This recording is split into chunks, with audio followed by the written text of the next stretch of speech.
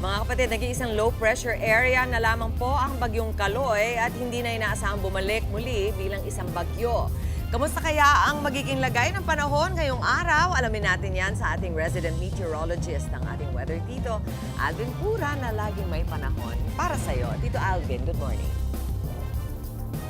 Good morning, Mami Chiki, at good morning mga kapatid. Ulat panahon na po tayo ha. Tama ka dyan, Mami Chiki. Kagabi nga, tuluyan na pong nalusaw ang bagyong Kaloy at isa na lamang po itong low pressure area.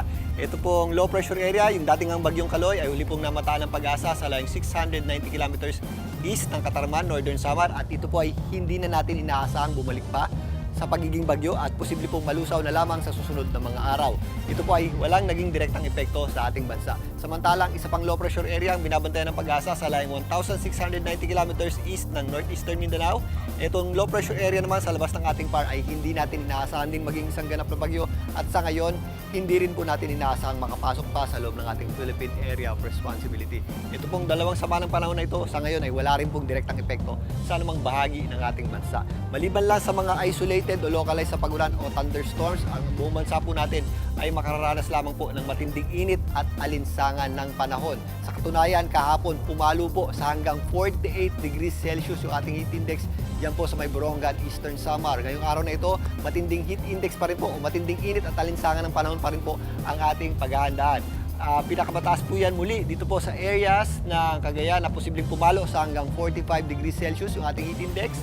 44 degrees Celsius naman sa mga areas ng Isabela, Aurora, Tarlac, Mindoro, Palawan, kasama na po dyan muli ang Borongan, Eastern Samar. Samantalang posible naman po muli ang pumalo sa hanggang 43 degrees Celsius sa mga areas ng Pangasinan, La Union, Zambales, Bulacan, dito po sa Central Luzon, muli sa Palawan, Puerto Princesa at Aborlan, Iloilo po, dito po sa may Western Visayas. Malaking bahagi din po ng ating bansa ay makararanas ng mga 42 degrees Celsius o yung mga dangerous level o mapanganib na level ng heat index. 42 degrees Celsius po yan, pataas. Sa katunayan, sa Metro Manila, umaabot na po, naglalaro na mula 39 hanggang 42 degrees Celsius po yung ating heat index. Napakatinding init at alinsangan po ng panahon ng ating paghahandaan ngayong araw na ito.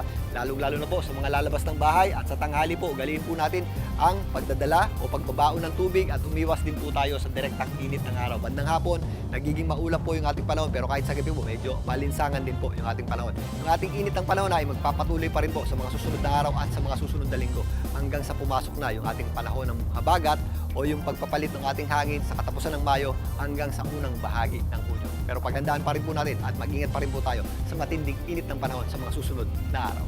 At yan muna ang latest sa ating lagay ng panahon. Muli ako po ang inyong weather Tito Alvin, na laging may panahon para sa iyo. Mga kapatid, dito Alvin Pura po na laging may panahon para sa iyo, umaraw man o umulan, dapat laging handa. Kaya para maging updated sa pinaka-latest weather updates, mag-follow at mag-subscribe na sa social media pages ng News 5.